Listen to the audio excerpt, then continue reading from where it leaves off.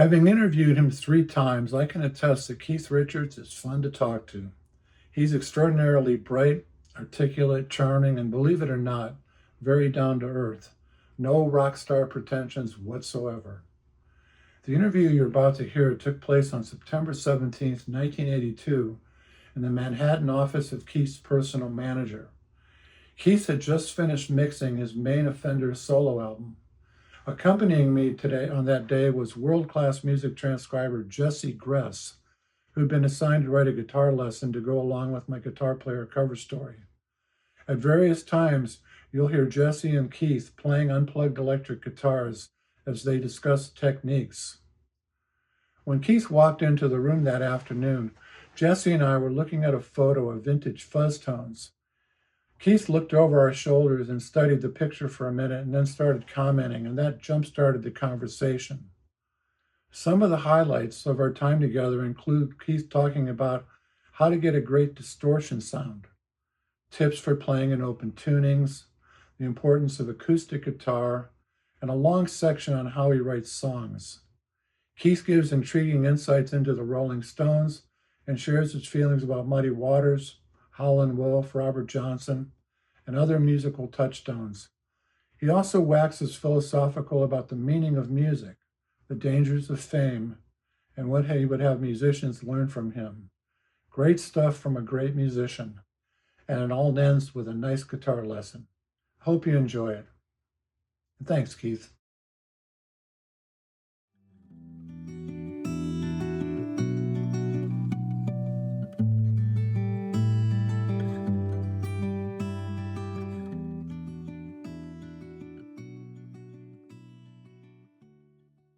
We were just admiring this gallery of Vintage fuzztones. Oh, vintage fuzztones. Well, that was the first one. The colors. You had a color sound? Yeah, no, I'm trying to. Where's the first one that I used? That fucking Satisfaction one. It was just something they bunged me. I mean, it was a miracle. Do you remember what kind it was? It was the whatever. It was the first one Gibson made, man. It was the first fuzztone. It was. I'm screaming for more distortion. We control it. This riff's got to really hang loud and long, and you know we burnt the amps up and we turned the shit up, and it still wasn't right. And then I don't know. I think it was Ian Stewart. I said we went round the corner to like Eli Wallach's Music City or something. Came round with. Well, try this. Really? Yeah, it was like it was offhand as that, man. It was just from nowhere, you know. It was, yeah, and I never really got into the thing after that. Really? Either, you know.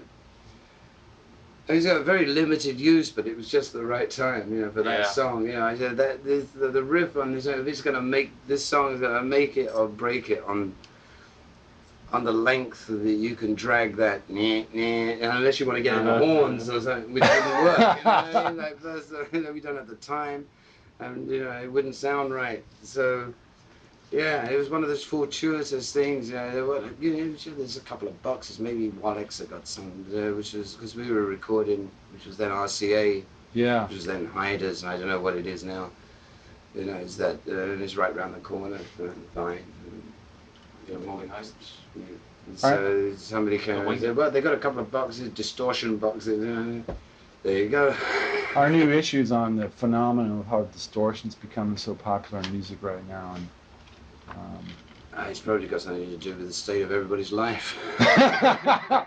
Well, you've certainly Somebody said that in there, Bernie Reed or something. Yeah. Everybody's angry again. Yeah. You've certainly been guilty of some pretty filthy guitar tones over the years. Yeah, man. Looking for him, still looking for him. 999. Nine. He's bad, huh? Yeah. Yeah. Yeah, I figured you might be talking about that. Yeah, and believe it or not, that's through a simulator. That's simulated? Yeah, it's a Palmer simulator. Palmer? Yeah, little box, right? No speakers. Right? I mean, this is all against all of my principles, right? But That sounds good. Put that mother, yeah, and it's also through a twin. You know, there's a little playoff and it's amp, but that's through a Palmer simulator. That basically that sound comes out of there. I mean, but Waddy and I are purists, you know, about amp sounds and Yeah. Yeah, but we couldn't deny it, that thing, you know, the right setting. You know, whoa, this is. Hey, you know. What- Yeah, we could get this album now, but it'll take us a long time to find it. Traditionally, how would you go about getting a real nice, warm distortion? Traditionally, but I'd set up that twin, and if I wanted to distort it, I'd maybe slave a little champ. You know, I'll put it through the both of them, and then a mix. If I'm looking for some kind of distortion, I usually use 2 amps rather than like go for it out of one thing, because I've always found that a really good distortion, you really need it to come from 2 different places. I mean, obviously, it's not true, you know, in the satisfaction where it's like an obvious thing. But if you want some distortion, but you still want some clarity at the same time where you need it. So I'd rather put it through 2 amps, and you know, overload one of them. Small amps, Yeah, traditionally? champ or you know, something, you know, or a little silver tone. Ah. A little K thing. You know what I mean? Like Yeah. those little I relics. just had a great little silver tone lying reworked. around. Yeah, It's yeah. wonderful. Yeah. You know, all of those little weirdo amps that are, Well, you none know. of them. Jen, You bump that one up and keep the other one for clear, and then you can mix the 2 in where you want, you know, because you don't want. It's very rare that on a track you want just like the same sort of distortion all the way through. You've got to be able, you know, I'd like to be able to play with it and like bring it up so I can bring 1 amp up, you know, put them on Right. separate tracks, and so then you can still have the same thing going on, but it'll be clearer, and then you can juice the distortion where you want it. yeah. Much more Play- responsive to your touch Yeah, as well. yeah, and then you have the Less opportunity to distortion. play around with it afterwards after you've played it, you know, because when you're playing it, hell, you don't, you know, you're not going to hear exactly what's going to go down on tape. You know, you've got the cans on. The new album sounds like there were a lot of small amps used. Mhm. Yeah. K, Silvertones, Yeah. Champs, and Twins, and That's sweet. That is sweet. That you have that twin that's serial number 3. Is that the Yeah, third that's one the made? Yeah. Is that what it means? He's bad. Oh man. Yeah, I wish I'd had him from day one. Yeah, it takes a while to find this. Yeah. Jesse and I were playing along to your record this afternoon, and we concluded that your playing, especially in open G, is equally as idiosyncratic as John Lee Hooker's. Oh, it is. Absolutely, I've been aiming for that. That's the best compliment I've had all day. My man. Yeah, especially getting to play with him last year. You know, Yeah. you know, that one track on Mr. Lucky, and the Crawling King Snake. I mean, it was. I mean, because yeah, I'm still like, you know, when it comes to that stuff, I'm still like that kid at home saying, "Oh, man, I could just one time played with that guy, you know, it'd be like I'd be in heaven, you know." And over the years, I've played with them all, you know. But John Lee was, I mean, the one I hadn't played with until last year, you know, got around to working with and finding out about. But yeah, I mean, his style, man, is like, yeah, there's a break in the continuity of styles. I mean, he goes, what he picked up has got to come from like one generation further back than anybody else. Right. You know, he's like somewhere he jumped. I was thinking because he's not country, you know, it's country, but he can still make it work now. I mean, he's like, to me, John Lee is like Muddy Waters. He's like somebody like, and then they took, you know, everything from where he's growing up and living and hearing and projecting it and making it work for himself, and like still growing with it. Yeah. You know, I mean, those guys never stopped growing, you know, like John Lee still, he ain't just marking time, you know, and, Yeah. and that's interesting, especially now, I'm nearly kicking 50. You know, I mean, you need a little encouragement from the older guys, you know. Yeah. And to hear that and see those guys, yeah, take it all the way to the end, you know. Then still finding out, he's still, what a man, dirty swag. I mean, he's got a guitar score. They all happen to be young teenage chicks, you know, by a miracle, right? John Lee, you know, he's got like 10 chicks around there, they're all good players too. I mean, he ain't. When we showed up to do the interview, he was zipping up his pants as There you go. as two He says teenage it all. girls were getting out of the bed. It says it all. Yeah, it says it all. Yeah, so you know what I'm talking about. Lucky guy. What was your passport into that kind of tuning? Ah, open tuning. Let me think. In the 60s, I was always listening to blues. I know these guys using other tunings. Obviously, you know, but I mean, other guys doing, yeah, they do this. But I guess up until about 68, we were just on the road so much, I had no time to experiment. Mm-hmm. You know, it was like something, you know, oh, when I get some time off, I'm going to figure this out, you know. Yeah. And it wasn't until about 67, 68, when it was, up until then, the Stones, like, with 350 nights a year, you know, non-stop. Yeah. It doesn't give you a lot of room to maneuver and, like, check out new things, you know.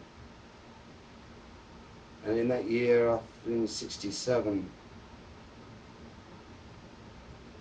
and just started to hang around with Taj Mahal and Graham Parsons, and they were all students too, you know what I mean? Yeah. I mean, Taj, as beautiful as he is a student. I mean, basically approached the blues from a white man's angle. Yeah. You know, beautiful as he is, and he's got it all together, you know, and always did have. But at the same time, he came from that angle onto the music, so he, you know.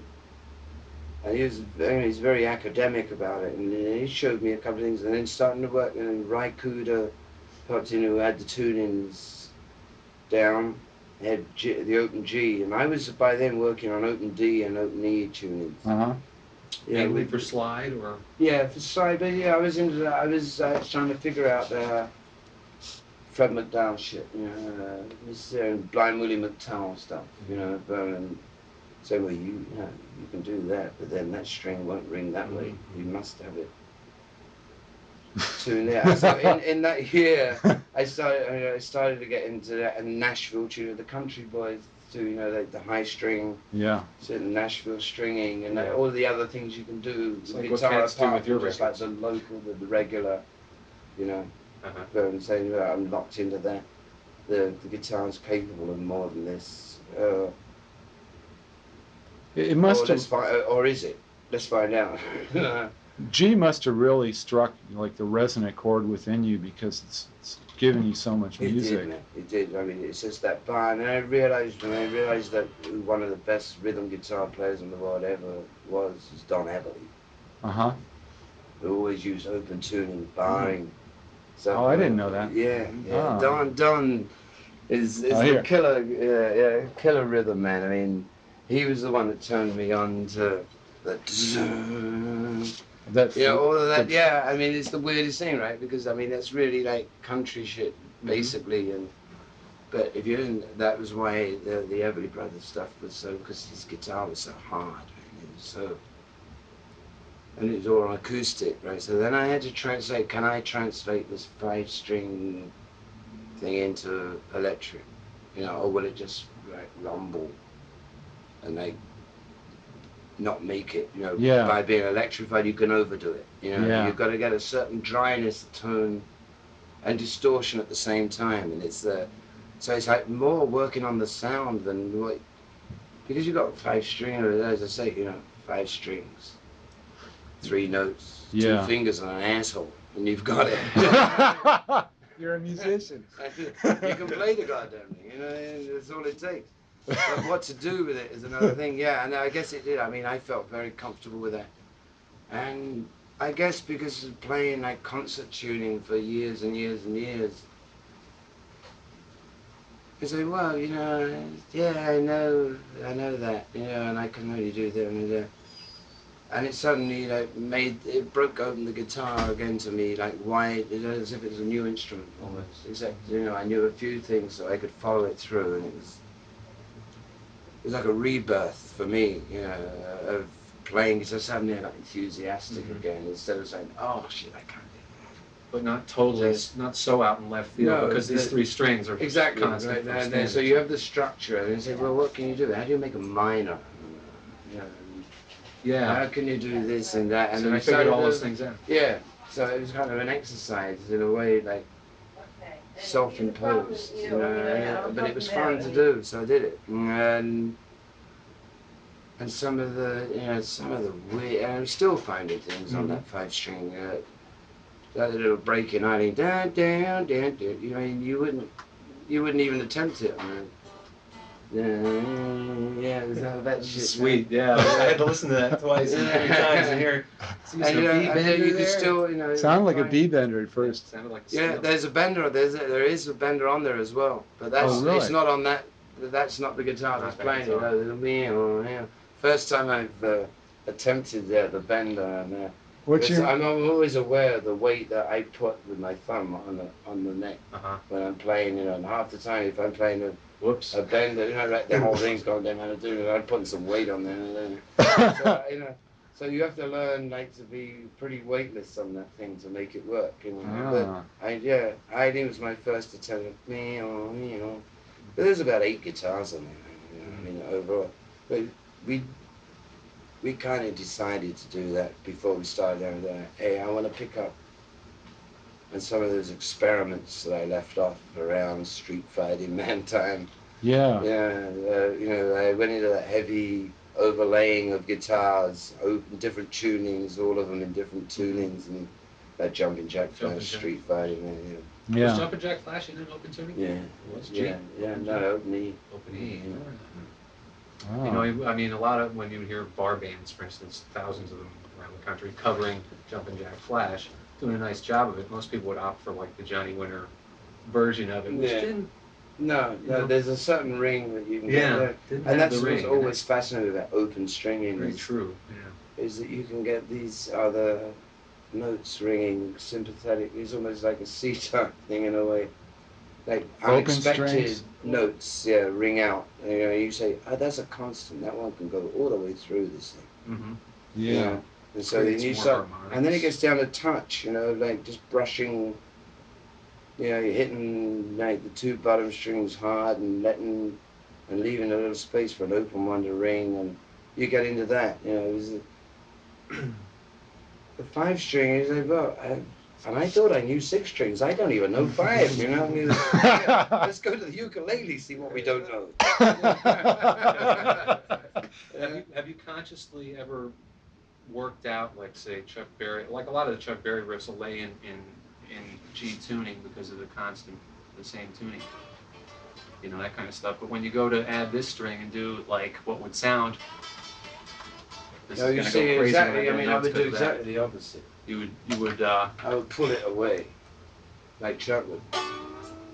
Oh, for that part, right? Ah.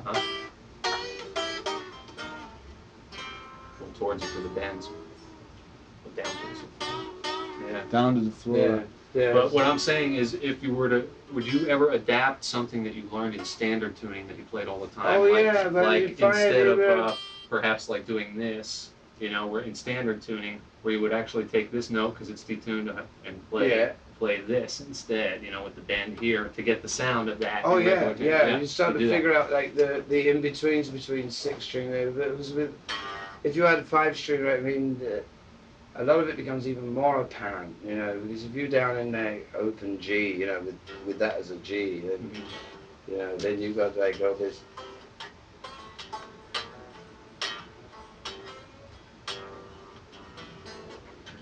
Where are we now? That's in D, I think. We're in D, G tuning, excuse me, G tuning, but with the low D on it, so your thing would be just minus that string.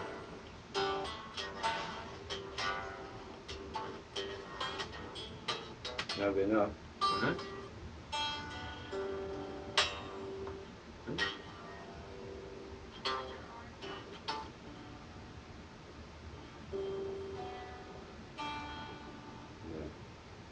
It's not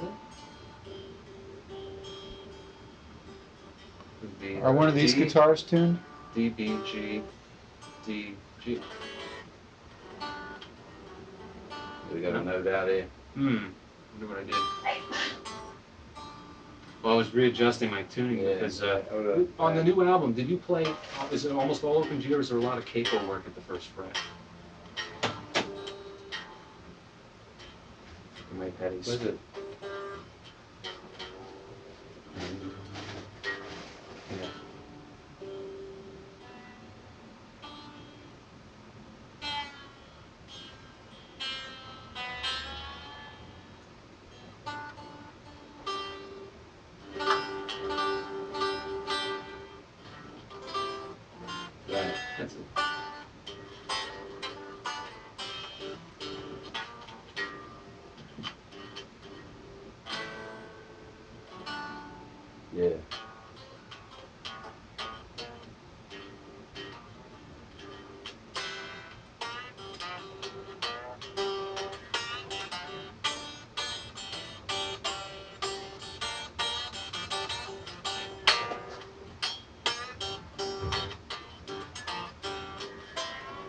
You sort of have to shift around Yeah. the bottom strings. Right, you have to Yeah. it's that. I was just wondering if you did it by sound alone or if you Basically, but I mean, yeah, you do it by feel, right? worked it Yeah. out.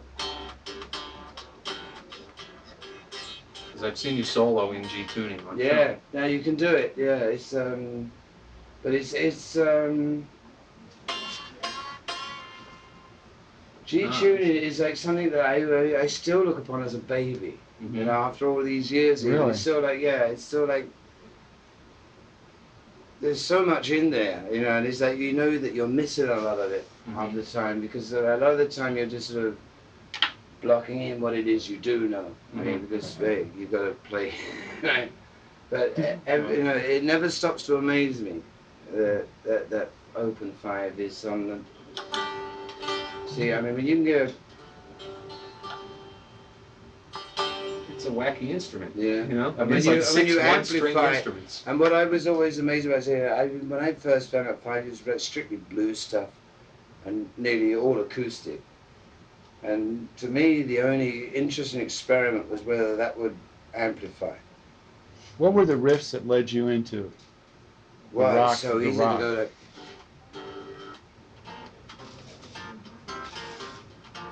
And get a groove going, you know? Yeah. See, it seems like Open G wants you to change chords where Open D doesn't really care. And then I found out it's much easier to do that one too, you know?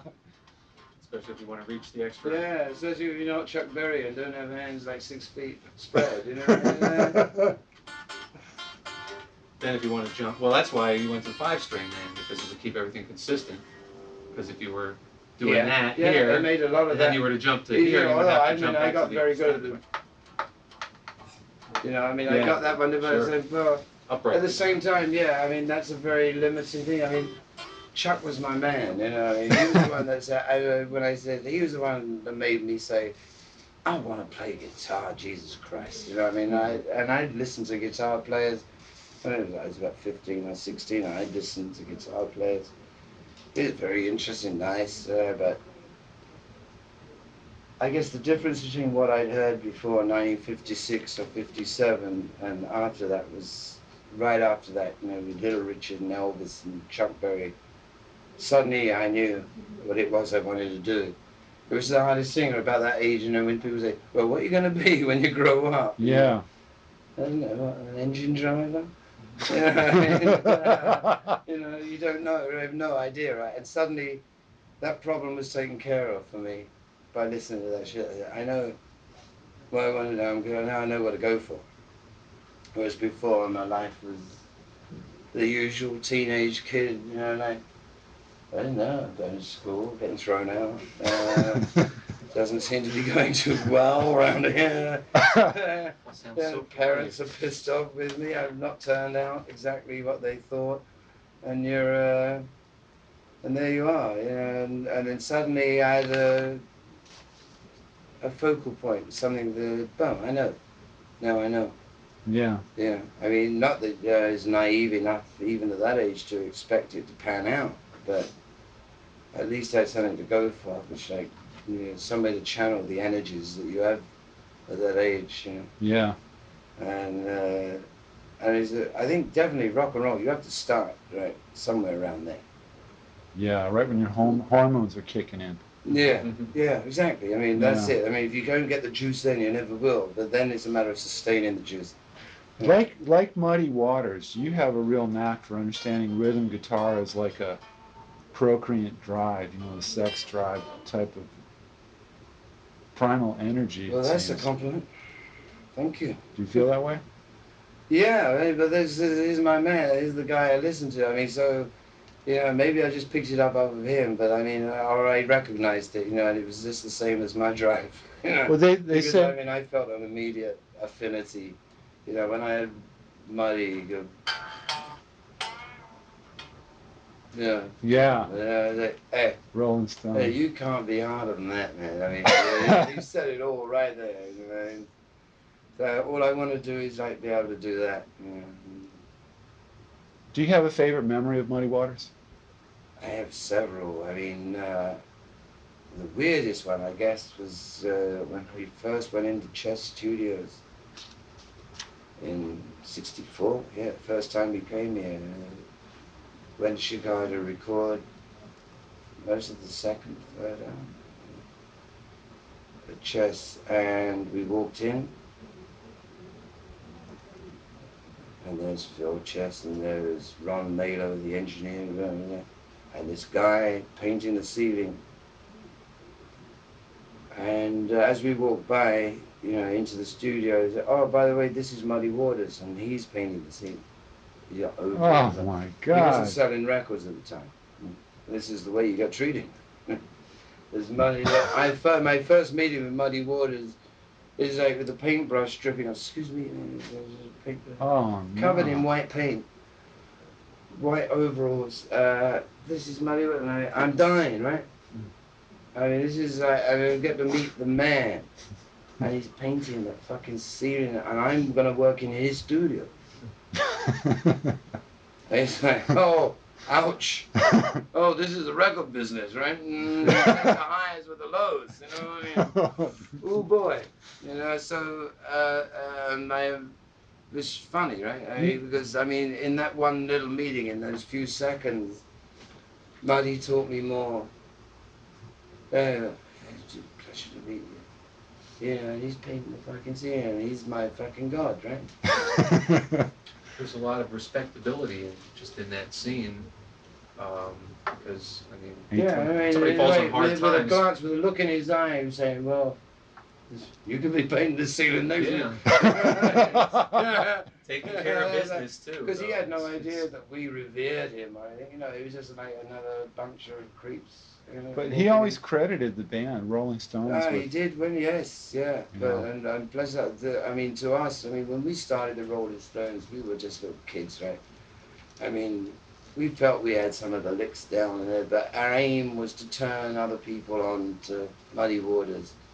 We were carrying flags, idealistic teenage sort of shit, No way we think anybody's really going to seriously listen to us, as long as we can get a few people interested in listening to the shit we think they ought to listen to, which is very elitist and arrogant. Yeah. To think that you can tell other people what to listen to, but that was our aim. It was to turn people onto the blues. If we could turn them onto Muddy and Jimmy Reed, Howlin' Wolf and John Lee Hooker, then our job was done. That was our aim. And that was the only. That's the way you start up. I'm 17, 18. I got a couple of years. What was this is what I want to do, and you just want to turn other people on, and so that if it works, Muddy for Muddy, he did it. Yeah. What was it like meeting Howlin' Wolf? It's like meeting a great big old bull elephant that knew it all, and would just sort of wisely nod his head. Pretty good. But it was, he is such a big guy, man. It was, to me at that age, awe-inspiring, overpowering. It was like the big old bull. Big guys. And gentle, a strong guy, because they're gentle, always, Yeah. There's only weak guys that come on strong, and he was just so, these guys are so kind to us, and really, this was before they had any idea, this was no, sort of sucking up thing, after, this was 2 or 3 years later when they'd all had hit records again. Yeah, maybe thanks to the Beatles and us, maybe then we did our gig, that was all right, but this was even before they had any real need to sort of say, the gig, there was no payback involved. They were just gentlemen from the start. Muddy on the ladder, Howlin' Wolf, he just wanted to meet the guys, and they were just always the sweetest.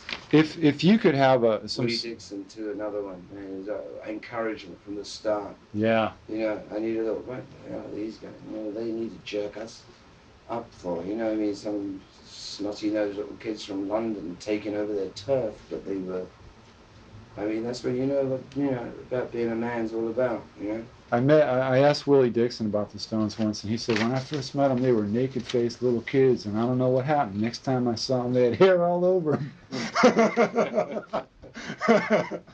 Willie, man, what a guy. And he said he sure liked you doing his songs. Yeah, I'm sure. It was a pleasure for us too. And, If you could transcend time somehow and go back and see any musician that's gone today, who would be the ones you'd want to? Johnson, Robert Johnson. Brunsey. Hmm. I'd love to see him live. Missed him just by a hair's breadth. There are nice film of him turned up sitting on the front porch. There's more and more coming up too. Yeah. Mind you, that When Did You Leave Heaven? That thing from Belgium was still a classic. Gotta see A it. classic video before its time. Uh-huh. You gotta check that. Yeah, that's one of the famous ones that's been around for years. It's a little club in Belgium that was playing. They filmed it, singing "When Did You Leave Heaven?" Yeah. Brunsey always. Yeah, I just miss seeing that guy. Why would you see Robert Johnson? Just to see how he did it. I mean, he was a flash. I mean, he was. I mean, I spoke to Son House about him and Muddy about him, and he was a load of crap. He went away, came back 6 months later, knocking everybody dead, and hence, like, this is why, one of the other, the legend shit that goes on, the crossroads and the selling the soul, he was saying that's the only explanation. How can you go away, being such a brat and come back and knock everybody's socks off? You must have made a deal. He was more manic, probably. I mean, that's why he died so young. Anyway, I mean, man was asking for trouble and didn't mind saying so. Yeah. I mean, all of his records. I mean, the man's asking for trouble all the way down the line. It's always the deal with the hellhounds and the bitches, one of them will get you. I love my kids most of the time. I love my wife most of the time. Music I love all the time. It's the only constant thing in my life. To most people, that's Keith Richards, the music, right? Yeah.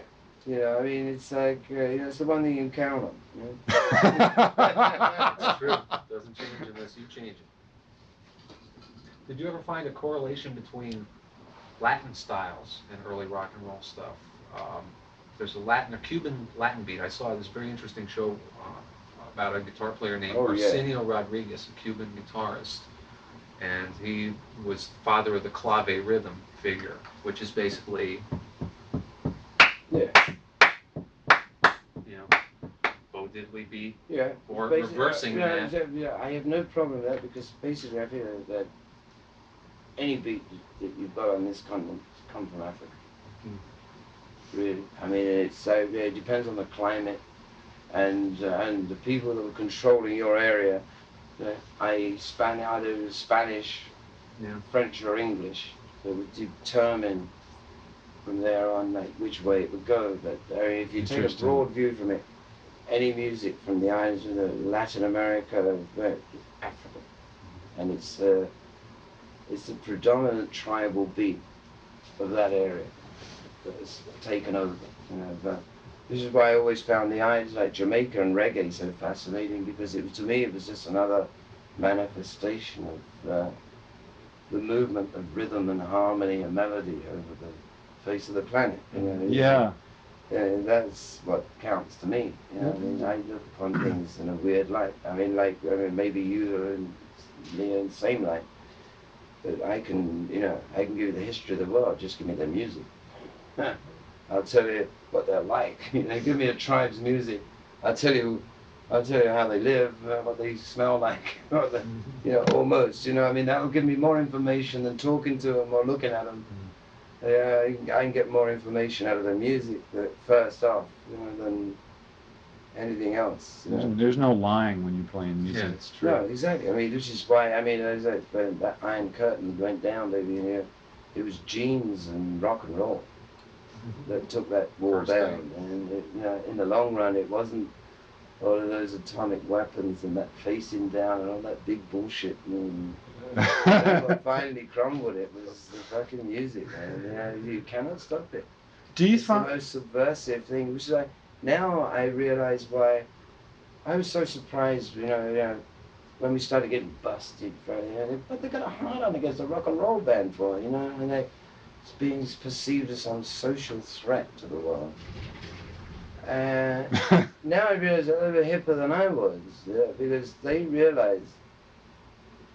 Except they went, the way they got unhip was in their way of dealing with it, but they sussed it before I did that this shit could change the balance of the world. Yeah. You know, meantime, I go, well, you know, these people are so like narrow-sighted that they can, you know, why hit on a rock and roll band? You know, I mean, this is the British Empire. You know, I mean, a 5-string, you know, fucking guitar and a couple of guys are gonna change that. You know, and suddenly they're leaning on me, and that's when I realized, when all the shit went down in Europe, you know, the last few years, and well, yeah, I no wonder they were a little uptight, you know, because they saw more of the potential in that than I did at the time, you know, but that's the stuff that broke up. Ry Cooder told me recently that he thinks an acoustic guitar has more, when you play acoustic guitar, the truth is more evident in who you are than when you play electric. Yeah, probably, because you've got nothing between you and the strings. You know, but yeah, he's damn right. Every guitar player should play acoustic at home.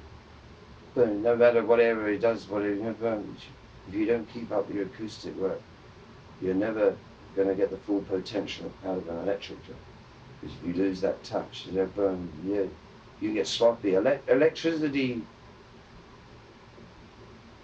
give you some great effects and some great feeling you've got, but if you don't control it, it can easily take you over the edge into like some supersonic nowhere land. If you're just on electric all the time, if you don't keep the acoustic guitar thing down and make the touch as much as you can do, you know, I mean, to me, I mean, all I do, I don't play electric guitars at home. Yeah. I play acoustic. What's your favorite acoustic guitar? Right now, I've got that little thing they made, the new replica of the L1, the Robert John, the Gibson. They given to me, which they gave to me, and which I put on a lot of this record, overlaid some there, and they've done a lovely job on that. It's a great sounding guitar, and I don't like new guitars, generally speaking. You know, I mean, I like a couple of years, 10 years, 20 years on them. But they gave me one of those, is that the old L1? This is the same one Johnson played. Right, but, in the photo. and I have one that was made in 1934, but the thing is that they do wear out. And other guys have got these things like, this is 1936, Johnson here is playing L1 here. But they wear out. The possibilities of this one, in a couple of years, it will sound just like the guitar that Johnson was playing. Yeah. I mean, because it's new. I mean, his guitar was probably 4 or 5 years old. Yeah. When he played it, you know. I mean, to have one, so well, yeah, you're in touch with the times, but these things, I mean, they're not sturdily built. They won't last forever. Yeah. But within 4 or 5 years, these replicas, that being as well made as they are, will just have that just right amount of ring and bite on them. It's a great sounding. That's the one I've been playing lately. Yeah, I wonder what Johnson might have sounded like had he lived through the war and into the era of electric guitars. Sometimes I think he killed us all. Sometimes I think he would have been heading like where Elmore went. Maybe. Yeah. I mean, it's Muddy. Yeah. You know. Well, Muddy's first records in '41 are like Yeah. Robert Johnson, "I Be Struggled." Yeah. I mean, You know, that's Sunhouse coming through Robert. That's what he was doing. You know, I mean, Muddy. I mean, so you could figure that if Johnson had just been a little nicer to his chicks and knew how to play the ladies a little better, he would have been there instead of Muddy, or what? You know, I don't know. I mean, I have a feeling he would have gone into a band thing. I do too. In fact, there's rumors he had a band 6 months before he died. Yeah, I've heard all that, but you know what I mean? It's like, well, I don't know if that's wishful thinking, but at the same time, I don't discount it. Because I would see that guy get what he had together, and that he was, you know, that this man was heading for a band. Yeah. In fact, orchestra, in the actual fact. I mean, when you listen to him in the Cats, got Bach going down here and Mozart going up here. I mean, the cat was counterpointing, and and he was doing some incredible shit, and really, the next natural progression would have been, hey, to play with the other guy, Calvin. Do you find Put a any? band together with him, you know, I mean, I would have seen, if he hadn't have died, the next progression being putting a group together, a band together. Yeah. But then the war would have got in the way, so, you know, who knows, nobody recorded from 41 to 46. Yeah, the Petrillo band took that out. Do you agree with the opinion that Robert Johnson was after, I think Ry Cooder put it, an electric sound to some extent, in that he used like wall reflection? I think Ry brought up the I fact think it was that after maybe a sound. To I don't boost know the if it mid-range. is- in the corner to get a little reflection back on the mic and give it He a was beefier playing with mid-range. rooms, which was, which we all do, still do. I mean, that's what I do. I mean, Like he, yeah, I don't know if he Nice was fingers. perceiving electricity. I mean, after all, Charlie Christian was already doing it. yeah, I mean, there were guys playing electric guitar. Maybe he'd heard it or not, but no, I think that he was very, very aware yeah. of sound Me and a too. room, and like where, you know, the sound of his guitar would bounce off the corner of the room. Ambience he was into, Yeah. which is like one of my favorite things. I mean, all the stuff like that, whether it's with the Stones or the Wino, it's all room sound. There- Everything's like, I got 10 microphones up in the sky. Yeah. Yeah, there, but I mean, I don't bring them in later. Just, yeah, the room is the important thing. So I think, Absolutely. I think he was way, I think Robert would probably be It- cutting edge stuff, you know, if he'd have lived, you know. It's been said that you can walk into a studio and snap your fingers and hear whether or not it's going to be a good Yeah. environment for. From Echo, What do you listen for? the return off of the surface. Are the you? room. Do you want a quick slap back or what? Well, yeah, or whether, you know, or where it has and where it doesn't. It depends what shape the room is. Like, you can't tell just by doing that there, but you walk around and say, well, that's where the drums should go. Yeah, because we're going to play together in here. Yeah. So I mean, you don't really know. Yeah, you walk around, you go, you get a bit of information from that, and then you look at the size of it and the height, and you kind of size it up in some weird way. And you say, yeah, you know, and you get a feel in a way. It's almost instinctive.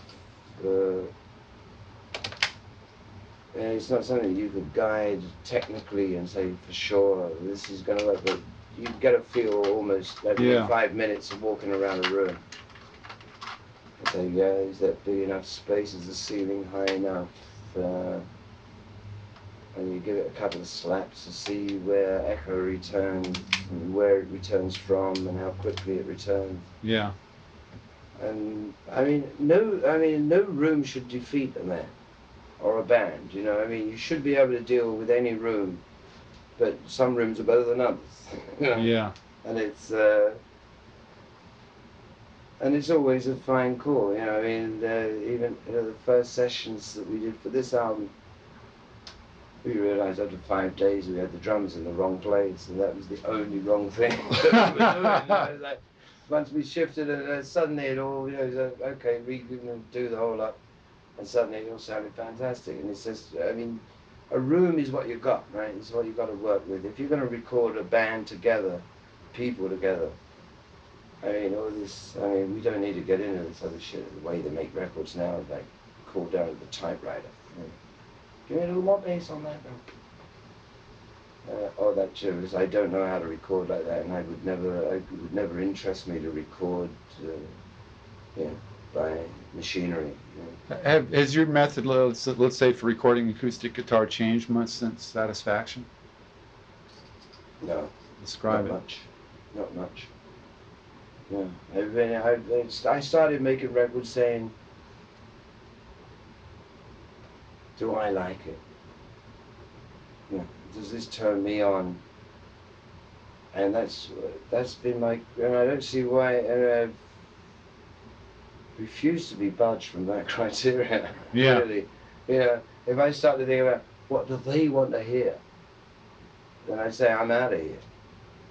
Yeah, I mean, that's not the way I've ever done it. That's the only times people have liked my stuff is when I've done it because I like it. Yeah. And I reserve that as my criteria for anything I do. If I start to try and second guess people, Yeah. then I might as well be Liberace.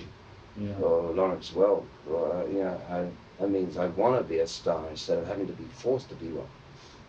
Why do you play with another guitarist? It seems like virtually always. Because it's more fun.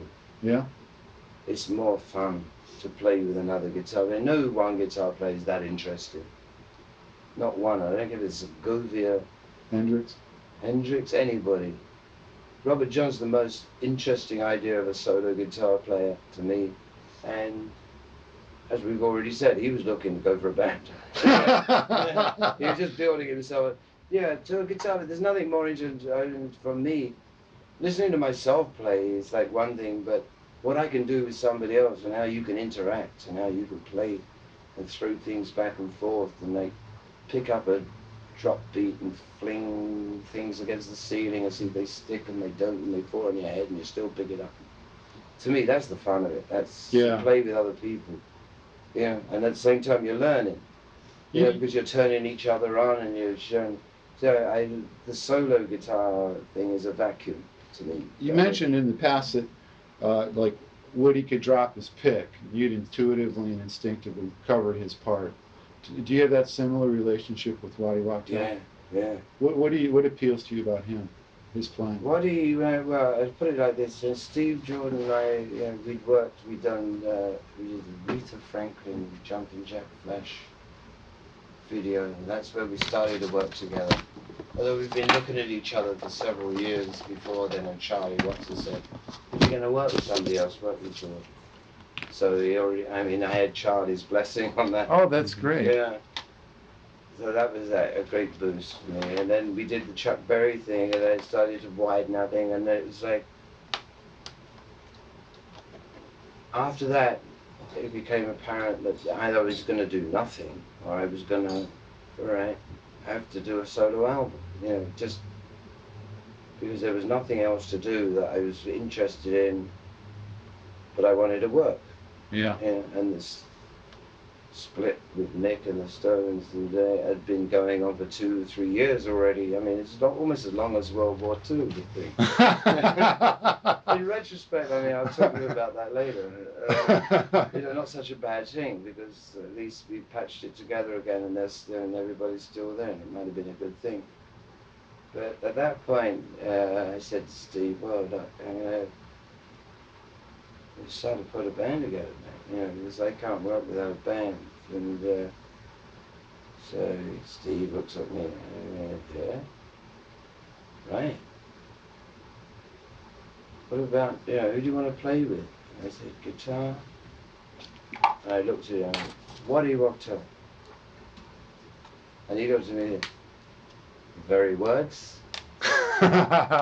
Because we both thought of the same thing. I mean, Waddy, and I'd known Waddy quite a while. I'd known him for 12 years or before, in the middle of the 70s something. And I've always liked his stuff and playing. But I always recognized a man left alone out there running chicks bands. Yeah. I know this man wants to rock more desperately than he's allowed to. He's doing the Linda Ronstadt, and then he's doing Stevie Nicks. Yeah. And I know my man wants to rock. And so beyond that, and Steve knew Waddy at that point, in contact with him a lot more than I had been for many years. But that was the first. I said, boom, Waddy, it's Waddy I want to play with. Yeah. And I don't know why, but Waddy, has always had that feel. I've always had that empathy. You have very similar feels. And he understands my music. I don't have to explain anything to Waddy. Yeah. I say it goes like this, and everybody goes, well, that's weird. Oh, that's interesting. High degree of telepathy. Yeah, exactly, and that's what you look for. Is that guys that the ESP doesn't come hard, because what you're looking for in a band is like that you don't have to bother about thinking about something, that it's picked up automatically. Yeah. I hear a great deal of it between you and Steve Jordan as well. Yeah.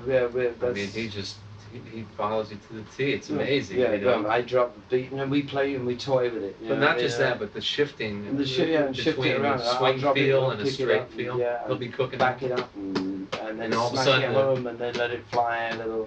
Yeah, and all of a sudden the fill will come in, it'll be straight. Yeah. And then You know, fly it again. Playing with time. I know on this album particularly, I'm deliberately. But this is kind of, it's like life, right? What is life but playing with time?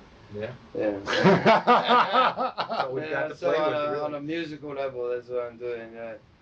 So, and there's structures possible in this music. Yeah, that if you just free yourself up of it and you've got the right guys with you, you can let it float a little. Like, ooh, you know, just like let's get a little daring here without being clever. You know, it's like, does it work? Doesn't it? But it's like you want to push the edges, and especially when you've got time down, like with a band like this, it's you're almost tempted to play with it because strict time becomes less and less important because you can always find the one. Plus, it doesn't sound as good. Yeah. And like, you know, that obvious structure just, I mean, it gets boring and it gets unnecessary. It's like, well, hey, this music can float a little more, you know. I'm gonna just use things I've learned from Doc Pomus, from you know, Poems, Schumann, fucking Liebestoller, all of that's Latin stuff and like floating over the lines and leaving out lines and smacking the chorus in your teeth and then pulling back, you know, just like playing with it, you know, it's more fun, you know, and that'll make it sound more interesting to other people as well. That's what I'm hoping. I don't know what I'll do when I get back with the Stones and I got a strict time down. That's fun. Yeah, I've heard a lot of guitarists in trying to write about the playing, like use the phrase, it sounds like you turn the beat around here and there, and it does seem, it happens on occasion and stuff, but to me it seems more like just pulling these rhythm figures, like a lot of hittings on the ands of the beats. This is what you get, see, from musicians, see, I mean, and you're always in this dangerous stall, you know, especially when you've been in the game as long as I have. Like, what are you trying to do? Like, turn on the other musicians and like, give them a little like jerk around, you know. Ooh, that's clever, you know, but that's not the name of the game, right? It's and it's all right jerking around with the time as long as it all falls in place for Joe Blow. At the same time, I mean, I'm not, as I say, I mean, this might contradict what I'm saying about I don't make records to, you know, I make them like what I like, and that's my criteria, and it still is, but it's saying, I mean, I'm very conscious of like a lot of musicians and a lot of players get into this clicky little thing of turning each other on. And there's all little in-jokes and all little, you know, because you've got nothing better to do. You know, it's that get clever with each other. And that's not the name of the game. That's, it's almost an admission of failure to get into that. And I'm very wary of like trying to please other musicians and like gain, oh yeah man, 1, 2, 3, 4, boom, oh clever. I'm not looking to turn musicians on. Your music's not about precision anyways, No, as much as it's about chaos. I used to think that what do you mean by that? It reflects, I guess, I suppose it reflects my life and probably everybody else's. That nothing hits you quite where you expect it to. But you've got to hold it together, right? And it's like, it's very hard to explain. I try to do the same things with the lyrics that I do with the music. It's like a juxtaposition, and it kind of slams you the wrong way here, and suddenly it's in the right place. And it's just like life, and you know, nothing happens quite when you think it's supposed to, or when you want it to. But when it does, you got to roll with it, and you get over it, and you learn, and you get back up again, and pick it up. And so in a way, I'm, you know, You just might find you get what you need. yeah. I used to view music very much as a language. And It I think is. more, well it is, but I think more recently I've come to think of it more like it's an alphabet or something, and everybody who uses it to create something creates their own language out of it. So we've got like a ton of languages coming from Yeah, this but one. I think it's I mean, I still think it's more of an understandable language than just like a jumble of letters, an alphabet. Yeah, I think that it has. I still think that it says more without breaking it down into an alphabet. I think that it still has more effects as it is than. And it's the music's bigger than all of us. You know, I mean, what are we? We're just conveyors. You know, I mean, Instruments. you know, no matter how good, if you're a Mozart or a fucking Beethoven, Bach, all you are is that you're just one of the best conveyors of Bern, expressive. Bern, if you're an Irving Berlin, a Gershwin, a fucking Hoagie Carmichael, you know, Bern. If you're a Herbie Hancock, God forbid. You know, but everybody's got their spot in this.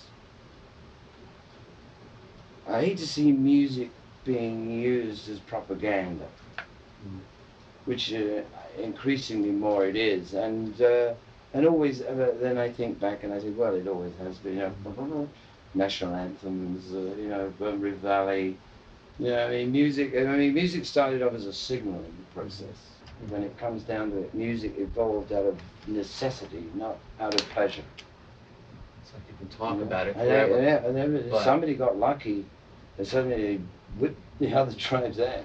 Then they could use music for fun for a little while, because there's no competition for a while. And so we get the rocking down, you know. And then, yeah, we won, we won. You know, so you start to get those songs coming into the thing, apart from just the signaling, right? And so, and after that, this is a progression. Yeah, but yeah, music's meaning to people is, like, to me, one of the great mysteries. You know, it's you know, forget economics, forget democracy or dictatorships or monarchies. But the most, to me, the most fascinating relationship is between people and music, and how it can do what it does with no apparent sweat. It's a consciousness altering device. Yeah, how, you know, who knows what it can do. It's like, it's a beautifully subversive language. You know, because it can get through anything. It's, you know, don't care if it's porous or bomb-proof. Don't care if it's got Star Wars shield over it. Music will get through. Yeah. And that's my experience on the stuff. No,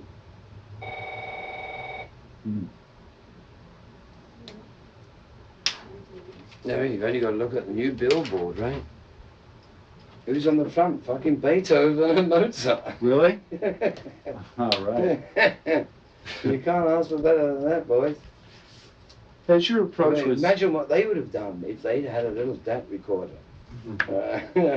Can you imagine? Instead of all of that, imagining it, well, that looks good, it might sound great.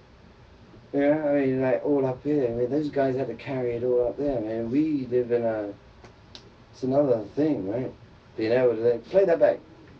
Just the very fact of being able to say that. do you ever throw stuff on cassette? Yeah, cassette was one of that. Yeah. Hey, I started to blossom when cassettes got invented, and Really? Street Fighting Man, and yeah, I cut those things on cassette, Jumping Jack Flash. Do you typically, when you write songs, do you typically find a riff and then work from there? Mm-hmm. First I find a riff and the chord sequence. And if that's any good, then I start to play it with some other guys and pump it down. Then, if that's great, then I start to check the attitude of the track and, like, the atmosphere, what the hell's this putting out. Yeah. There's no point in, like, writing songs on a sheet of paper, going verse, chorus, verse, chorus. So a bad bit of prose and going, this is a song. Mm-hmm. No, it ain't. You know, song is music. And I'd rather start with the music and then get into, like, the attitude of the track and say, well, this is a fine track. Now all I got to do is put something on top of it. Yeah. And so first I got to listen to that and say, yeah, what are you gonna put on the top of this? You know what I mean? Because you're gonna spend, like, months writing, like. I can't divorce lyrics from the music. Songwriting is the marrying of the both, you know. And to me, the easiest way is to get the track. I mean, the odd, brilliant, and rare occasions where a song actually presents itself to you, like in totality, yeah, from the beginning to the end, you know, with the bridge and the hook. You know, I mean, very rare. Was Give Me Shelter one of those? Yeah, Satisfaction was one of those. Make No Mistake was one of those. But they're very, there's three, that's about it. That Really? actually presented themselves in totality, you know, like. Must have been a stunning Well, it is, experience. but I mean, at the same time, it's humbling because you realize that, hey, I didn't write this. Bob I Marley just happened to be around when it came by. It's you like know? all the music's already there. Yeah, That like Bob the, Marley the said thing that. with people that like, I mean, Yeah. they run themselves into a corner of like thinking they actually created these things. I mean, I'd rather look upon myself as an antenna or some go-between. You know, maybe I got, you know, I'm just around. But It's I so mean, to me, refreshing all to of hear. the songs, they're all running around. They're all there, ready to grab. They They're pick all you to there. come through. All you do is pick up, you know, if you can play an instrument, you pick it up. What I generally do, I mean, it's like, well, fingers are getting a bit soft. I'll go through the Buddy Holly songbook because I love Buddy songs, you know what I mean? And I start playing them for half an hour. Maybe, baby, let's try Eddie Parker and Everly Brothers. Let's try little Chuck. And after about an hour, I got fed up with other people's songs, and something between what I'm playing and that suggests something else to me, and I'll start to follow that. And it'll either end up as a song or it'll end up as a disaster, or I'll get bored with it. It doesn't bother me. I never sit down and think, right, time to write a song. I say, now I'm going to write. I mean, to me, that would be fatal. I know other guys work in other ways. I know there's no one system for this. It's like what's right for you. But me, I just sit down and say, well, you know, I like to play the guitar a couple of hours a day and sit around. And something will come, and if it interests me, then I think, hey, there it is. And then I hang on to the end and follow the motherfucker. You know, and then, but I mean, to me, the important thing is recognizing something when it comes by. The idea that you create it is like alien and can also fuck you up later. Because then it's all on your back, whether you've written something or not. And if you treat it in a lighter way and say, well, this is what I do. I mean, if you can write one song, you can write 500. Yeah. You know, I mean, they're there. It's now your method about going about that. You know, you can either try and regiment it and make it a task, or you can make it just part of your everyday life. And you just sit around and just play and not think about writing. Just play anything you want. How about the theory of everybody has one song in them, kind Well, of? tough And it shit. comes There's only out- one. No, but Wait, I've heard every guitar has a song in it too. every Yeah. guitarist, no, it's like every person's life is like a song, and all these Yeah, it different is. little No, chunks of everybody, it that come off would yeah. be like the I different would say songs. everybody has a talent, Yeah. but how many get to find out what their talent is before they've been sucked into the system? Yeah. I mean, usually ends up as their hobby, you know, which is probably what they're really good at. Yeah. I mean, why do people have hobbies? You know, when they're working their guts out, something they don't really like to do, but they just happen to like got the job and do it. And at night they go home, and the weekends they have a hobby, which is what they're probably really good at. Probably what they're But living that's what they for, really, towards. that's what they're working at, to get those few hours to spend on their hobby, which is where and that's the area they should really be working in. And my one problem with people is that nobody, you know, it's a miracle if you get to find out what your talent is before you're sucked into doing something you don't want to do. And that's the big fuck up. Have you ever thought you might have a hobby If that people did everything, you know, if people were doing things that they really wanted to do, they'd do it 10 times better. That's Yeah. true. Yeah. Have you ever had a hobby that you could have turned into a profession? Yeah, I've been doing it. That was a hobby, right? I mean, I didn't expect it to become a living or become a star. I mean, that's the other thing, fame. I mean, it's like, that could screw you. You know, I mean, when you're talking to it's my favorite, you know, people come and like talk to me and ask me about this and that. I say, you're talking to a madman. I mean, my view of the world is totally distorted. And since 18, I've had chicks throwing themselves at me, and I turned a little teenage dream into reality like that by a miracle. God knows how, you know. But Yeah. and therefore, I mean, my view on what, I mean, it's going to be distorted, right? At the very least. What's the most dangerous aspect of the fame? Believe in it. Really? Very, very dangerous. And yeah, absolutely not very good for people around you, and even worse for yourself. That's my experience of it. I mean, and one of the reasons I think that I really don't regret, you know, zooming into the dope thing for so long. It was an experiment that went on too long, but in a way that kept my feet on the street when I could have just become some brat asshole. You know, rich rock and roll, superstar bullshit, and done myself in another way, you know. And in a way that I almost see it as I sort of forced myself into that in order to counterbalance this superstar shit that was going on around us, you know.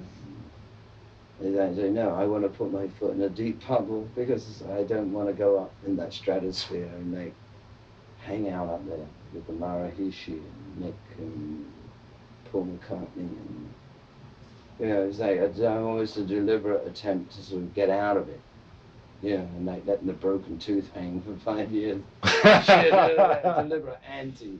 You know, I mean, I was doing an anti-gig, you know, but it still stuck. I mean, in retrospect, I mean, it shouldn't have worked. I mean, somehow, like, look at this guy, look at him. But that's what I had to do. I mean, when I look at it now, I mean, that's my, you know, one of my rationalizations for it, you know. And the other is how I was just, yeah, sort of into De Quincy's opium eaters. I was like a century too late, you know. And I mean, I just saw myself as a laboratory. I said, well, let's see what this does, you know. Boom, yeah. Which things, combinations of substances work best for producing music, did you find? Well, speedball doesn't go down too bad.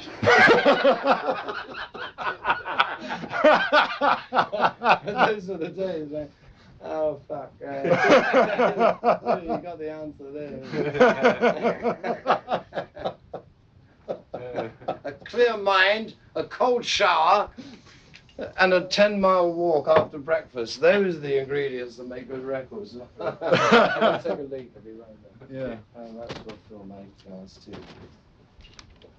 It's empty.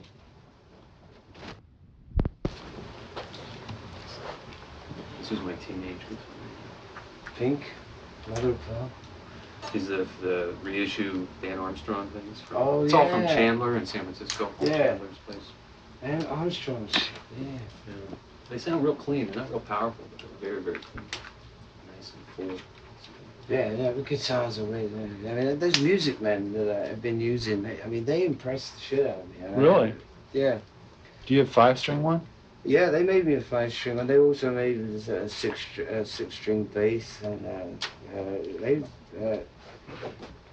but just the basic guitar itself is, I mean, to me, it's the most impressive guitar since the Telly or the Strat. Mm-hmm. What model is it?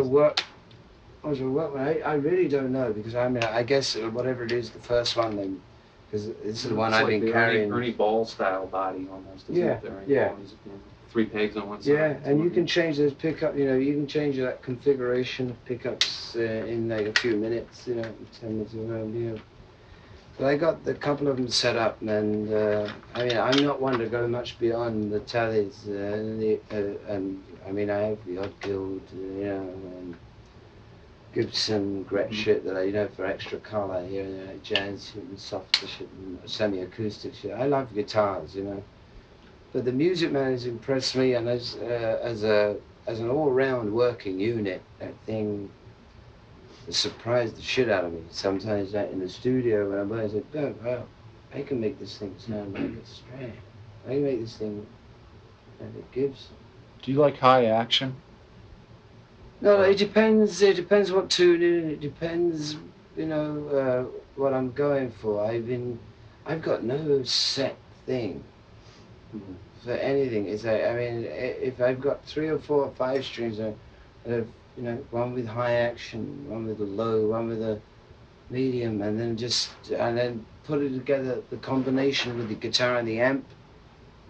To me, it's more important than which guitar, you know, you're going to play. I only play this one. You know, no one guitar is going to sound great for everything. Yeah. Yeah, I mean, unless you're one of those guys, you know, that only has one sound, and if you don't deliver that, you're fucked. But about that, I mean, I just keep chopping around. Say, well, he sounded good through there. Now let's try him through the bass master, the band master. Let's put. So, yeah, and this is the combination of amp and guitar. To me, is a far more important choice than just the guitar. I mean, you're talking electric guitar. You got, what do you got? You got a guitar. Yeah. You got your own asshole, and you got an amplifier. And, you know, and so somehow these 3 things have to come, you know, to where you want them all to be at once. You know. Yeah. And to me, the choice of guitar and amplifier is far more important than, you know, the particular choice of one against the other. You know, it would depend. You mean the and combination? The Strat might sound great through that Bandmaster, but would the Telecaster sound better through that Champ? You know, what are you going for? It depends to know what you're what sound you're going for. And basically, I'm talking recording here, you know, because I mean that's what I've been into for the last year. And I mean, live, I'd put the Twin up, give me the Tellies and the odd Strat here and there. You know, for live work, because I know where I'm saying, but that's a different, criteria, right? Because you need. But when you're recording, you can afford to say, well, let's, you know, I mean, maybe that Strat sounds better through that K than the Gibson through the Champ. Or, you know, you just keep trying. You never know quite what you're going to get. I mean, the great thing about music is its unpredictability as well. You never know. You think you know, and you know what you're going for, but it might not be, you know, but it never ceases to amaze me, you know. It's like, I can be as bored, you know, I can see, oh man, I wish I didn't know, you know, and then a little problem like that will come up, and suddenly I'm in, you know. I say, wow, how fascinating, why should that, what's the difference between that and what sounds? And then you see faces light up in the control room, and suddenly you find the right combination. And you go, well, okay, you're on the track, you know. You've got to carry everybody with you. You know, you can't fight against the tide when you're working with bands. You know, and there's no hiring and firing shit I'm talking about. I'm talking about guys you're going to live with and work with, and that are dedicated as you are to this stuff. You know, and that's hard to find. And forging a band is another thing. Playing guitar is one thing. Playing with other guys is another. I can't help think, but what you could have said what you just said 20 years ago. Like, that's probably been a constant. Yeah, I realize that more and more as I go. I've become a psychologist over the years. I spend more of my time spending like, oh, what kind of moves here, and like engaging, like who's going to be good for this. And you do it almost. I do it almost automatically, you know. Yeah. And it's like finding, and the first thing is to choose the right guys in the first place. Right. Then you don't have a major problem, you know. Yeah. But the idea of, like, I'm going to make a record, you know, okay, who's the best player? Okay, your husband, okay, you know, next. I mean, the idea of going through all of that to make a record is like, it's like working with some employment bureau. You know, it's something very boring to me. Like I could never start off the idea of playing with people from that attitude, from that aspect of that. You may as well be Steely Dan or something. Yeah, hired, for you're fired, you're hired, you're fired, you're hired, fired, you're hired, you're fired. You know, I mean, it's like, I couldn't approach a project, you know, the idea of making a record in that way. That would be like, and that would already put me off. Yeah. Yeah. I got to know who I'm playing with before I even consider the idea of actually doing it. Have you written any songs in the period in which you're working on your solo records that you've held off, knowing that they'd be better for the Stones? It's a good question, because leads me to my very point with Mick in 1985. I think we started getting the solos here, and then it's a whole new can of worms, because then you're going to be writing. I don't want to be put in the position after all of these years of saying, because I knew it would be a conflict of interest. Yeah. I mean, I knew that, and I was very aware of that, which is one of the reasons I fought it like a dog not to do that. Because I knew that then I'm going to write songs, and I'm going to, that's mine. Stones can't have that. Oh, the Stones can have that. Well, what do? Give them the best I got? Give them the second best? To put yourself in that position was what I feared. Yeah. In retrospect now, I say, I was right to fear that. And at the same time, Mick and I, and the rest of the Stones, we've been in that pressure cooker too long. In a way, I mean, no matter the fight, whatever it was about, almost inconsequential compared to like the fact that we had to go through that. We've just been in that thing too long. If you just work with the Stones, you're working, follow that map, that's a year. Yeah. And then suddenly, I mean, that's 2 years on that map, But, Places you've played, huh? Yeah, I mean, and then it stops, and then you do nothing. And that's what the Stones had to live with between them from the early 70s until the middle 80s, for 10 odd years, was this like constant work for like a year and a half or so, and then nothing for 2 years. And that stopping and starting that was fraying us. It was destructive to you? That was the real, I think, the underlying force of what all of that shit was about. It could have been about women. It could have been about solo records. It could have been about, quitting smoking. It could have been about any other thing. But it had to happen. The important thing to me was,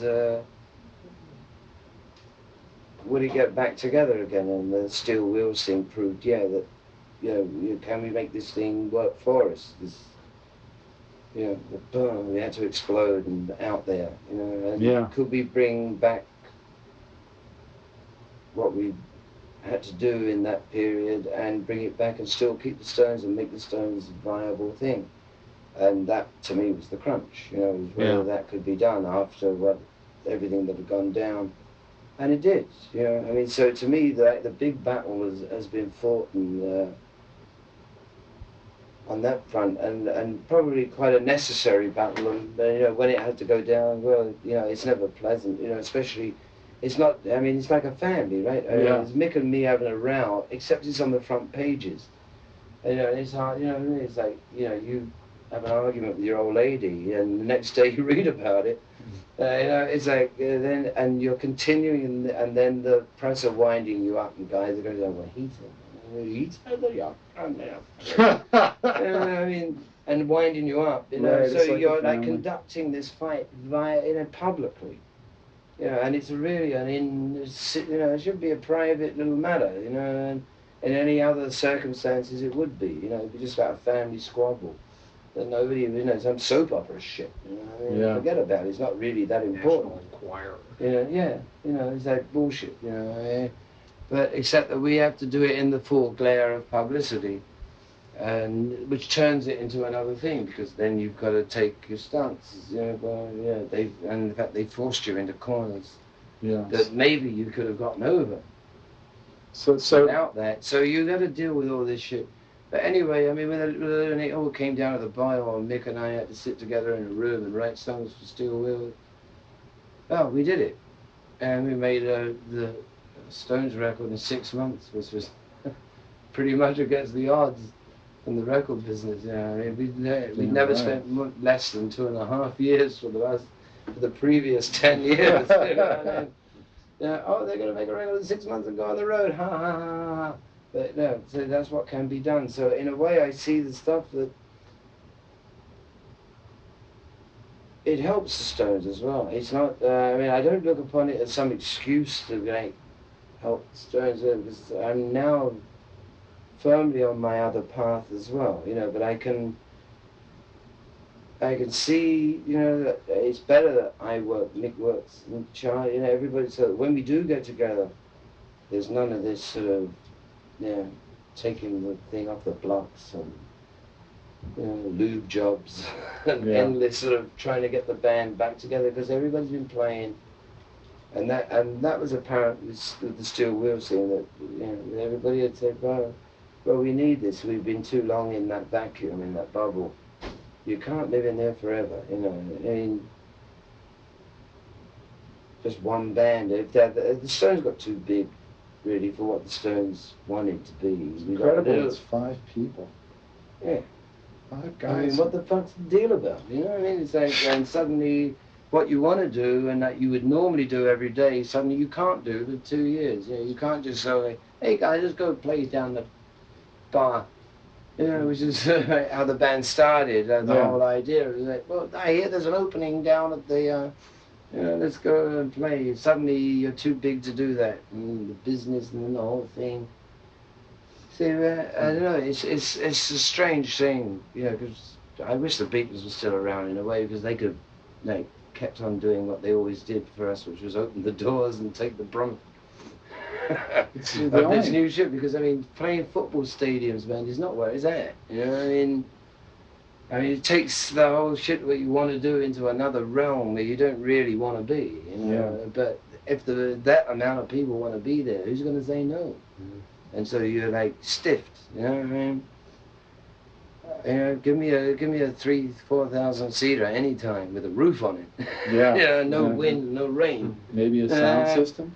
You can hear on stage. And a good sound system, a controlled environment. I mean, hey, well, rock and roll, what does it need? A basement, a garage. Start from there and there. But football stadiums are a little bit way out there, and but at the same time, that's where it's at. I mean, look, the fucking map, man. I mean. Wyman once made a statement in our magazine that the Stones were the only band on earth where everyone followed the rhythm guitar, which is Keith Richards. Well, that's the best thing he's ever said about me. You never told me that. Yeah, that gets reprinted all over the place. Wow. Phil, bless your heart. I mean, I just hope he's there to follow me the next time around. Yeah. Which leads us to that question, right? He's gonna get a light. Mm-hmm. Oh, whether or not he's in the band? Yeah, it's up to him. That's, Yeah. as far as I mean, no way I want to change that lineup. But unless he's absolutely adamant. I have my spies out. I talk to his ex-old ladies, like we can see, and some people tell me he means it. And then I speak to some of his older friends. Yeah, he's saying that, but I'm feeling, they know him better, and then he'll be there. So I'm getting these 2 different messages. And Bill's not the guy, we don't talk on the phone, because he's too guarded and I'm too pointed. I have to see his eyes, in other words, to know, Yeah. And then there's these other cats saying, hey, which is like was a spin on my head because I hadn't thought of this. It's not that he just doesn't like flying anymore. Yeah. Yeah, it's something like as far out as that. Yeah. Is that he don't, and then I realized that in the European tour that he was driving to gigs like 5, 6, 7 hour drives where you get up on the plane and be there in 45 minutes, an hour and boom. And I was like, geez, I never thought of that. I mean, you can't think of everything, but you developed a fear of flying and just like. Same thing happened to Rory Gallagher. He was paralyzed for 3 years, couldn't get on a plane. I mean, it can happen, right? So, thing. I mean, what I'm trying to say is that there's all kinds of angles and possibilities on this thing with Bill, and really, you know, I don't want to change this lineup unless I really gotta, and he's the only one that can make me have to. Yeah. Yeah. A lot of people have obviously taken from you in terms of like mimicking your image or their perception of your stance as a human being or a musician. What would you have a musician learn from you? Yeah, forget about the clothes and the haircut and the moves, Mm-hmm. and concentrate on the guitar playing. Yeah, first you got to have that. I mean, I see a lot of guys out there. I mean, it's like weird for me, man. But I mean, they've got it all down except the playing. You know? I mean, hell, they look more like me than me. But I mean, it's like, yeah, it's like fashion, you know. But Yeah. I mean, I think this is all got to do with video and shit. You know, it's like once you start to get the eyes involved with music, music will take take the back seat. You know, I mean, and that's what the video thing is. I can't wait for video to find its own niche in life and like get off music's back. Yeah, it's in some ways it it's seems not going to insidious. endear me to VH1 or MTV, but they know how I feel about it, and I feel it's a confliction of the senses. And that if you're going to listen, you know, a record, you're going to judge a record by some little, you know, by a TV screen and some images with some shitty little sound coming out of those poxy little speakers they have in TVs. I mean, how many people really have them hooked up to stereos? You know, how many really? Only, you know, people we know, you know, musicians, and they don't. Basically, the way they get a record delivered to them is like with, you know, some chicks, like semi-nude chicks, which I have no problem with. Yeah. You know, but I mean, not to sell my music.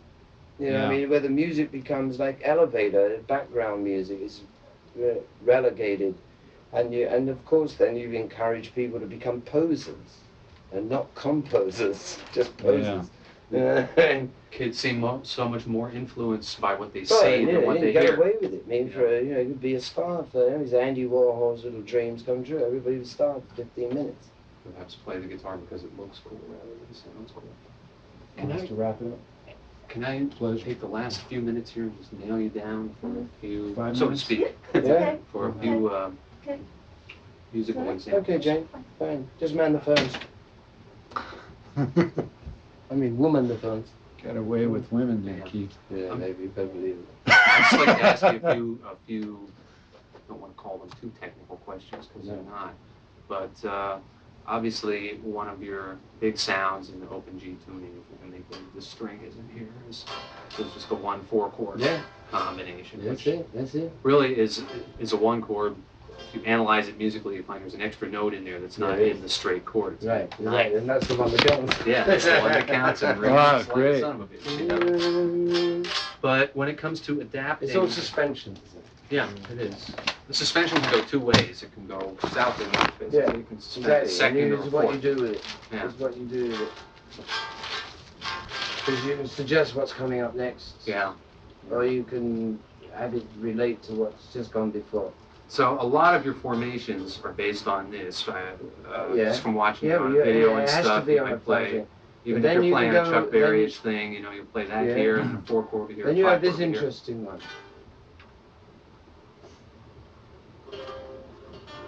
Oh, right. Little 7th chord.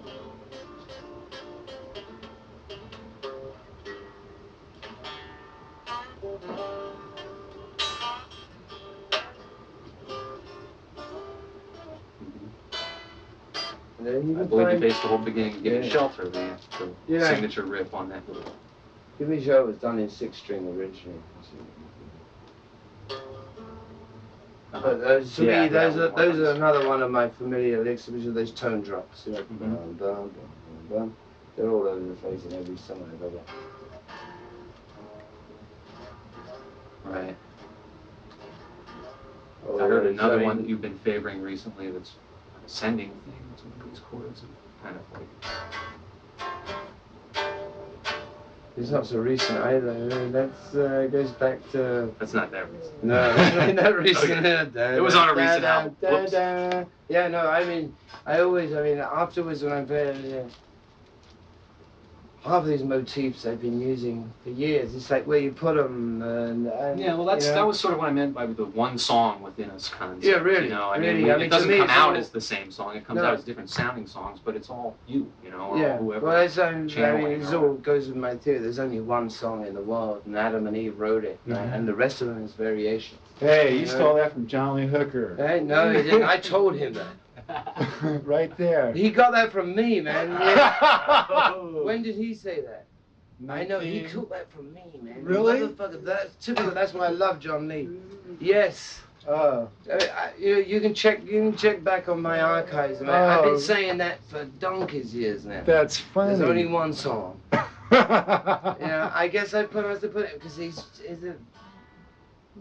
it's not unnatural that we should think the same. I'm not saying I he know. stole it. There's from very me, but, much. you know, You two have much that's in common. too much. Because I'm that's one of my stock lines. You know, I mean, is that I'm the antenna. There's only one song. You just stick your finger in the air, and and you grab a bit of it, and you go off. You know, that's what I'm saying. And that's a way to avoid writer's block, because that's what happens to people that think that they actually create things. Nobody creates anything.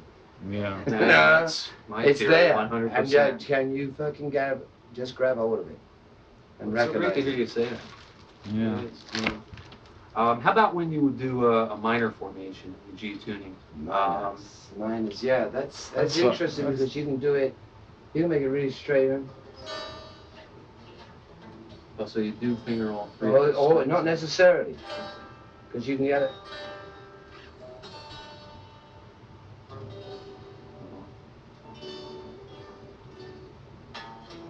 Wild horses. Oh.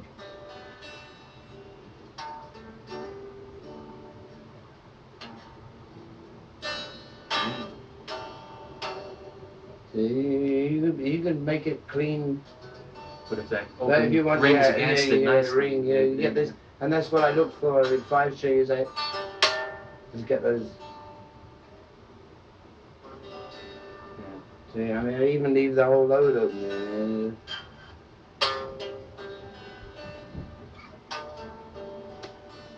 You can even get away, and they start to suggest new musical forms to you that you wouldn't do on 6 string. You say, no way, and Yeah. I can't remember the name of the song. So.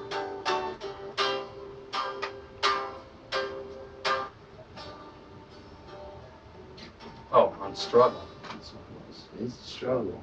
Let me see if I nailed it. Yeah. Let me think about this for a second. Yeah, I think that was probably. That's it. That's it. Yeah. Because that's the other thing you've got. Sometimes you got 3 of them there, or do you ever do the Sometimes- bar thing there where you cover the 6th string? Or Sometimes, usually. basically those 2. Yeah.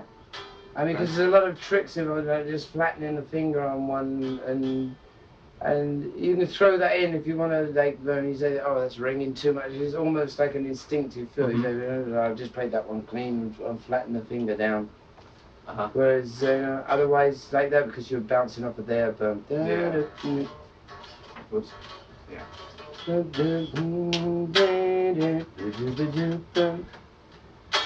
One thing I noticed on the record, which was kind of cool, was in the opening pickup figure to that.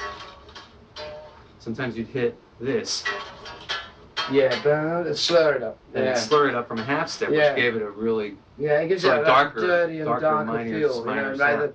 I mean, sometimes they say, I'm going to impress the guys and hit it really straight, and they say, fuck it. Yeah. There's something in me that like does that, almost like despite myself. They say, okay, we've done 13 takes of this, and the cats are getting knackered here. I'm going to hit it really straight, but I still remember. By the time- yeah, there's something, that's the demon in me.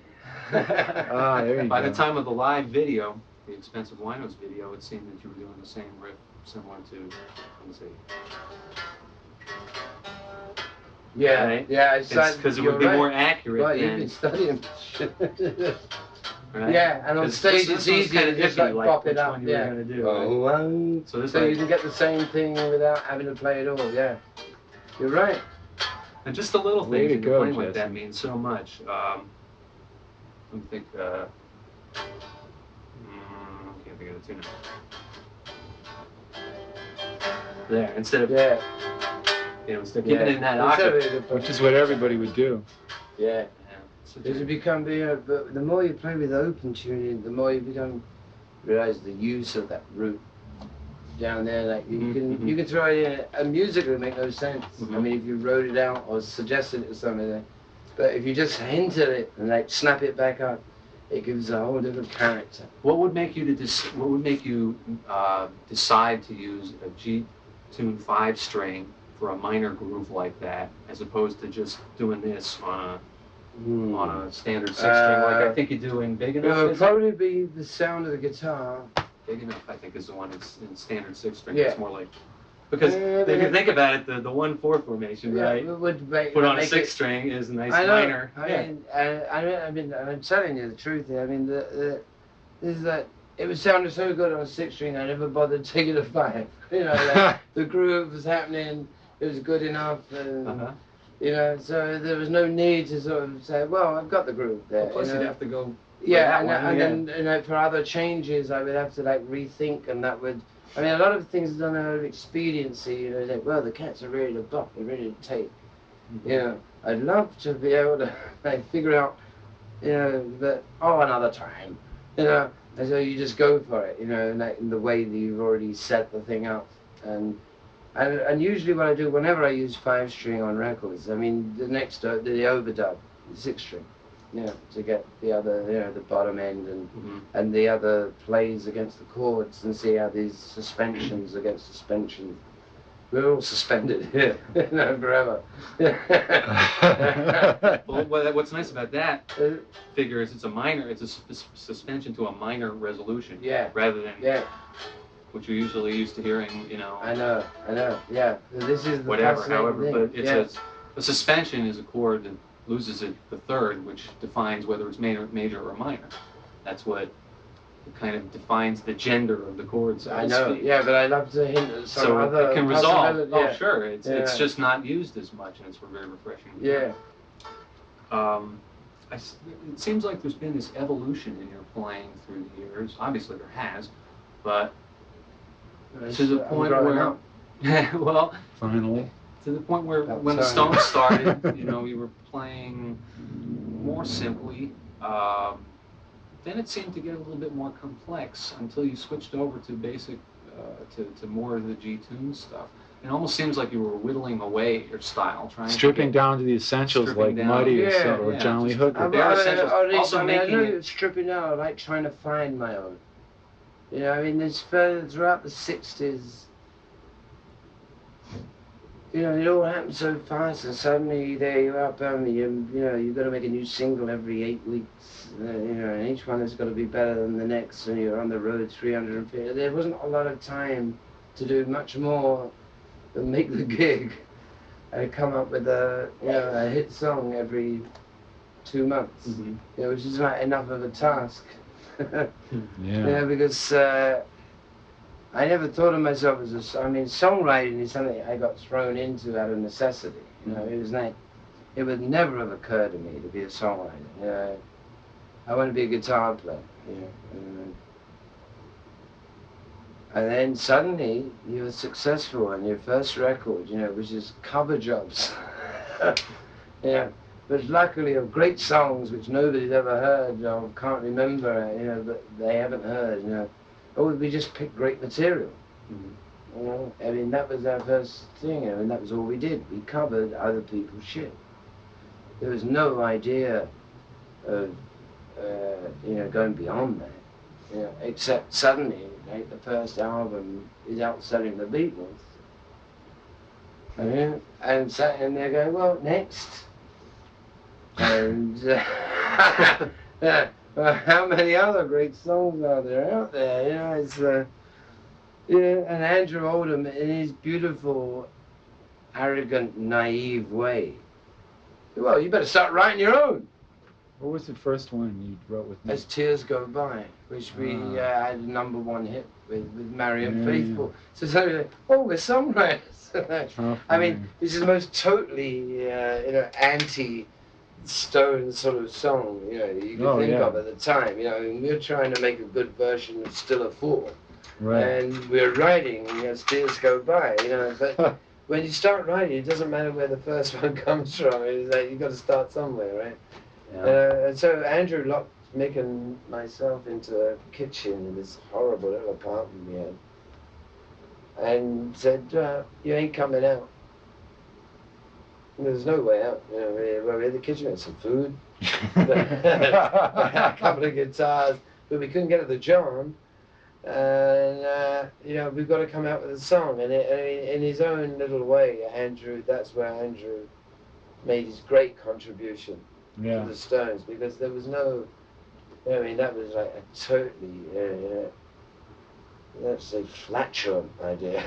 It was a fart of an idea that suddenly you're going to sort of lock two guys in a room and they're going to become songwriters, right? And forget about it. You picked the right two guys. I guess so, you know, and that's where I take my hat off to Andrew. Yeah. Is that, you know, I mean, he had no idea that it was, but it was worth a try, and it worked. Yeah. In that little kitchen, Mick and I got hung up about writing songs, you know, and it still took us like another 6 months or so of writing. I mean, we had another hit with Gene Pitney, That Girl Belongs to Yesterday. You know, I mean, we were writing these horrible pop songs that were being hits. And what are we doing here? Playing the fucking blues. Writing these horrible pop songs and getting very successful. You know, it's like this weird thing suddenly happened. You know, we write what we consider terrible songs and they're becoming like top 10 hits. Yeah. And they're nothing to do with us, you know, except that we wrote them, you know, but. And it took us a while to sort of come up, and it was the last time, it was the first one that we came up with, that we said, wow, Mick and I think we can, you know, this one we can lay on the guy, you know, and they sort of correlate this sort of new thing we found about songwriting, Wow. you know, and put it together with what it is we do, you know, because we're already borrowing songs from the Beatles. It's like, yeah, I Want to Be Your Man already, you know, you're already hard up singles, right? And so they gave us a hand, and well, I want to be on a man. Very good, John, very good, Paul. Like that, we'll do it. What's your music look like on paper? Oh man, it looks better than I could write it. Yes. This was my copy. Does it work out mathematically or? Well, you know, you can use the language of written music, which really No, I is a don't. language. It's always intrigued me. I Convey once things. taught myself to do it and realized that this was no path for the trouble. There's always You know, something and I immediately forgot it, and I deliberately, you know, for better or worse, that's what I did. This is not. I ain't gonna be able to work within these parameters. The most accurate method of transcription will always be tape recording. You know, Yeah. Tape recordings, songs are I know, transcriptions. that's what I was saying earlier. Right? I mean, imagine if Mozart and Beethoven had a fucking Walkman. You know what I mean? Let alone Yeah, an app or Mac you know, you computer. wouldn't have had 26 overtures. You had 50 bleeding 9.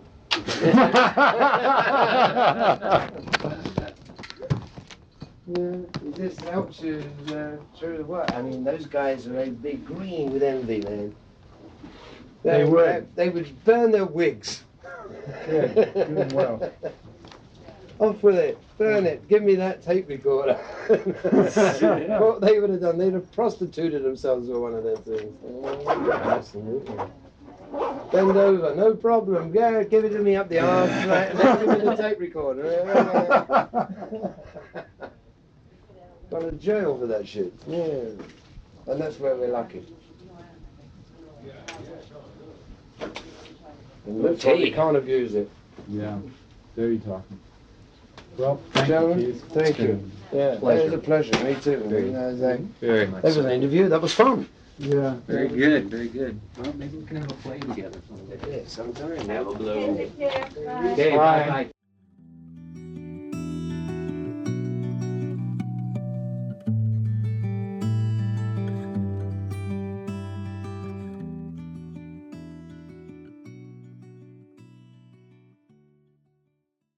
My friend Jesse Gress, the third voice in this interview, went on to spend many years as the guitarist in Todd Rundgren's band.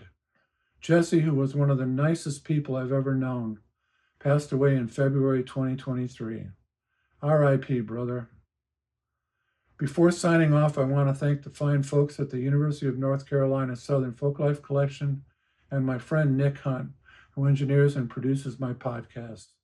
This podcast is copyright 2025 by Giles Obert, all rights reserved. Thank you for listening.